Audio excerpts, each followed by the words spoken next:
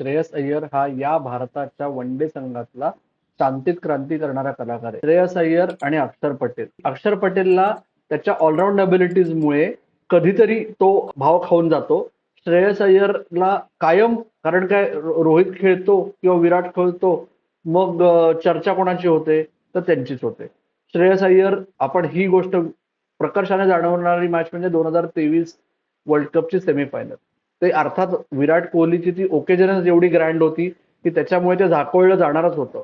पण या स्पर्धेतही आपण बघितलं की श्रेयस अय्यर त्याचं काम चोख बजावतोय आणि हा कळस होता तो जो अलेक्स कॅरीचा थ्रो होता. आता त्याच्यात अलेक्स कॅरी डेस्परेट होता परत स्ट्राईकवर येण्यासाठी, हा मुद्दा आहे, पण तो प्रिसाइजली थ्रो करायचा. आणि श्रेयस अय्यर एकंदर त्या पाठीच्या जवळजवळ 2 वर्षाच्या दुखण्यानंतर बाहेर आल्यानंतर, त्याला गेल्या वर्षी जो कॉन्ट्रॅक्ट गेल्यानंतर जो फटका बसला, त्याच्यानंतर श्रेयस अय्यरनी कात टाकली असं आता दिसतंय. याच्यामुळे परत तेच, फार मी पुढे जाणार नाही की याच्यामुळे आता त्याचं तिन्ही फॉर्मॅटचं करिअर रिवाईव्ह होईल वगैरे. झालं तर चांगलंच आहे, पण तो एवढ्या चांगल्या माइंड स्पेस मध्ये असणं आणि विशेषतः भारतीय संघाचा भाग असताना याच्यात अभिषेक नायरचा कळत न कळत मोठा हात आहे. कारण काय, श्रेयस अय्यर अभिषेक नायरला 3 AM फ्रेंड असा उल्लेख करतो.